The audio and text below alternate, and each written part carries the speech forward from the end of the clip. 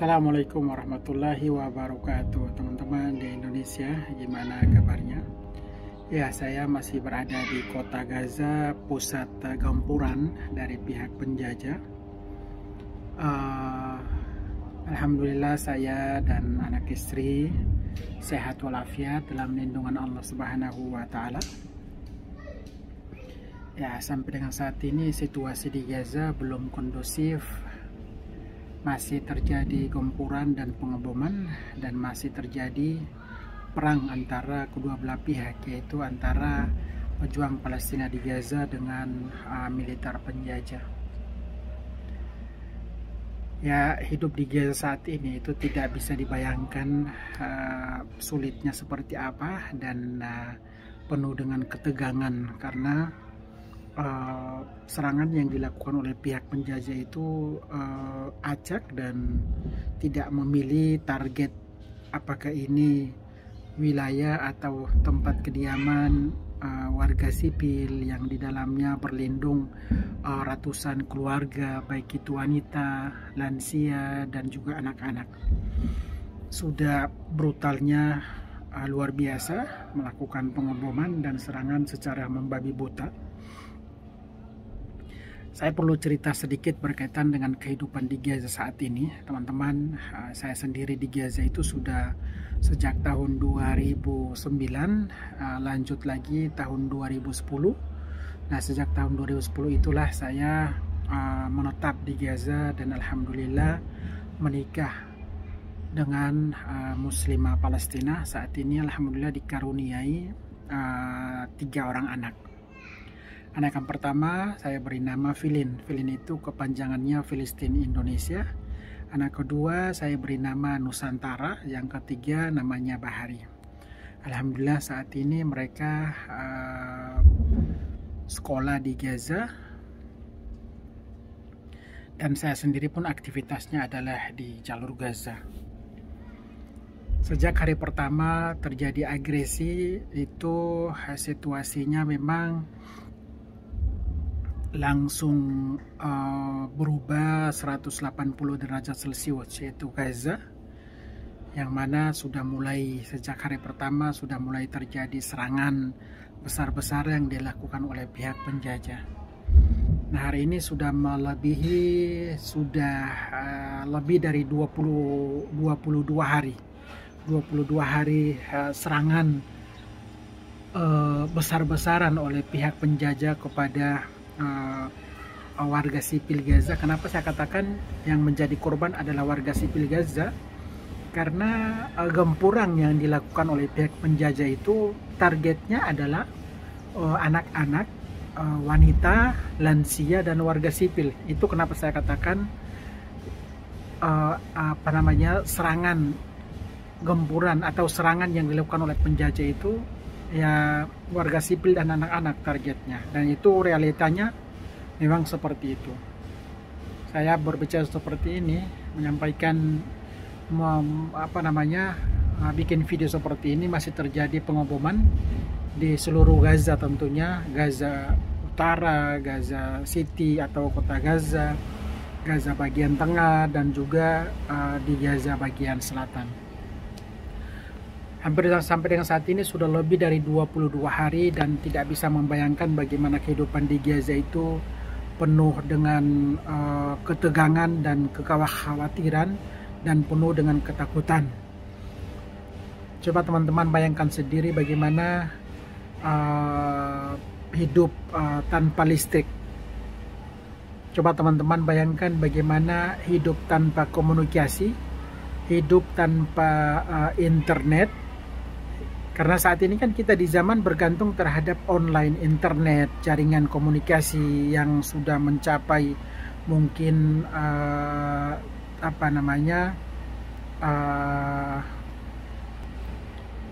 yang saat ini tentunya perkembangan zaman dengan berbagai jaringan internet itu sudah mencapai 4G, 4G, dan kekuatannya itu luar biasa. Nah, tapi saat ini di Gaza teman-teman itu tanpa listrik, tanpa internet, tanpa komunikasi, tanpa air, tanpa makanan, tanpa solar, benar-benar lumpuh, dan seakan kembali ke zaman bahla, zaman dulu, yang mana nenek moyang kita itu hidup dengan menggunakan lampu templok atau lampu lentera, tanpa internet, tanpa komunikasi. Nah, saat ini yang dirasakan oleh warga Gaza itu ya seperti itu. Bahkan sampai untuk mendapatkan air minum pun sangat sulit. Tanpa komunikasi, tanpa jaringan internet karena sudah diputus oleh pihak penjajah.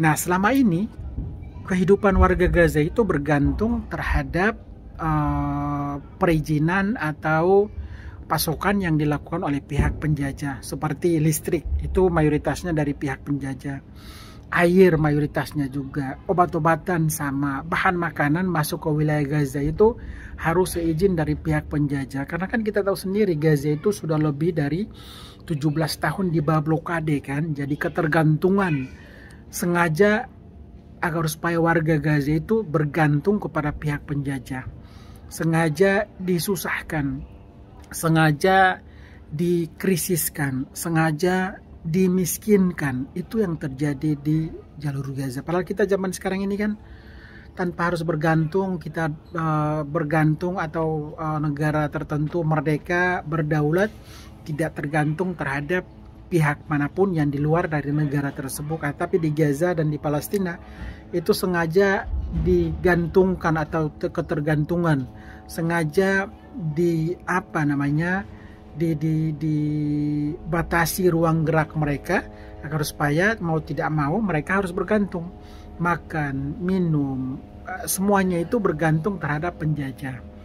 Dengan demikian saat ini di Gaza saya sendiri merasakan bagaimana hidup di Gaza ini benar-benar susah, benar-benar menegangkan, benar-benar menakutkan, dan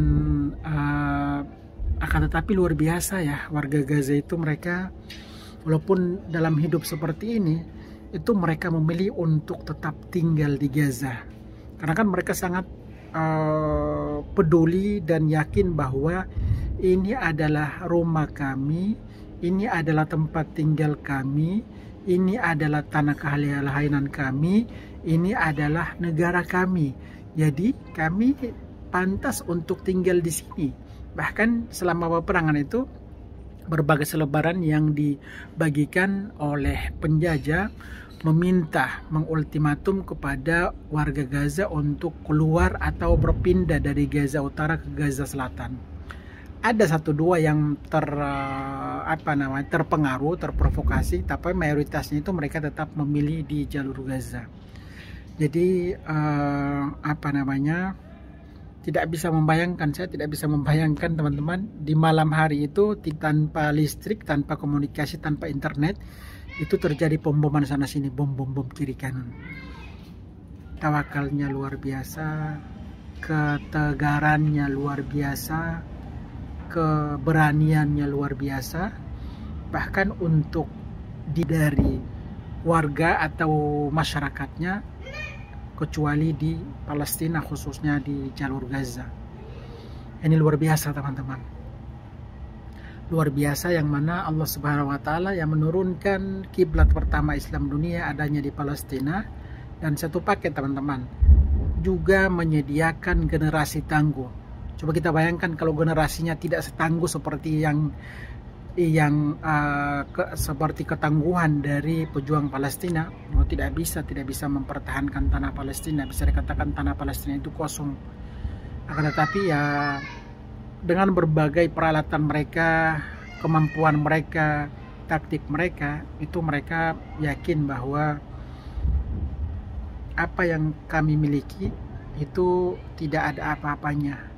Akan tetapi ini karena dukungan dan juga atas ridho dari Allah Subhanahu wa Ta'ala. Dengan demikian, walaupun hidup serba sulit, serba penderitaan, kematian, jasad di mana-mana, masih ribuan jasad yang tertimbun, terperangkap di bawah reruntuhan rumah, orang tua kehilangan ayah, orang tua ibu kehilangan anak, anak kehilangan orang tua, suami kehilangan istri, istri kehilangan suami. Saat ini yang terjadi adalah di jalur Gaza seperti itu, teman-teman. Brutal dan juga pelanggaran hak asasi manusia, krisis kemanusiaan. Manusia tidak ada harganya sama sekali saat ini adanya di jalur Gaza. Jadi saya sebagai orang asing warga negara Indonesia yang alhamdulillah bisa berada di Palestina, di Gaza, tentunya bersyukur kepada Allah Subhanahu wa taala bisa menjadi saksi tentang perjuangan, bisa merasakan dan melihat langsung bagaimana penderitaan saudara kita di Palestina. Jadi teman-teman di Indonesia, kita jangan terlalu berpikir yang muluk-muluk bahwa dengan dukungan kita, dengan donasi kita, maka segera membebaskan tanah Palestina. Tidak seperti itu. Kita memberikan dukungan, ini bagian dari kewajiban kita, menggugurkan kewajiban kita sebagai wasilah. Jangan sampai dalam image atau pikiran kita itu dengan donasi kita akan membebaskan tanah Palestina. Oh, tidak ada apanya sama sekali teman-teman dengan donasi kita. Kemerdekaan yang akan diraih oleh Palestina itu atas karunia dan hidayah dari Allah Subhanahu wa taala, bukan dari donasi kita, teman-teman. Dari donasi kita itu menjadi tanggung jawab kita untuk membantu, untuk meringankan penderitaan mereka, untuk mensupport mereka. Dukungan yang kita berikan pun tidak sebanding dengan pengorbanan yang telah dikorbankan oleh warga Gaza. Mereka mengorbankan jiwa mereka, harta mereka, nyawa mereka, yaitu untuk siapa? Untuk menjaga harga diri Islam di Palestina. Yang mereka perjuangkan bukan soal tanah saja, teman-teman. Yang mereka perjuangkan bukan soal rumah saja. Akan tapi yang mereka perjuangkan ini adalah tanah yang diwakafkan oleh para anbiya, yaitu tanah Palestina. Jadi sekali lagi teman-teman, alhamdulillah di Indonesia kita masih diberikan kelebihan, kesehatan, panjang umur. Yang paling urgent untuk kita beri dukungan adalah doa. Itu sih, saya itu selalu menghimbau kepada teman-teman Indonesia untuk memberikan dukungan ke Palestina. Itu yang paling penting adalah doa. Saya sendiri teman-teman berada di Gaza ya sudah belasan tahun, tapi merasa bahwa saya kok belum banyak berbuat untuk saudara-saudara kita di Palestina. Padahal setiap hari bersama dengan mereka, setiap hari kegiatan di lapangan, setiap hari.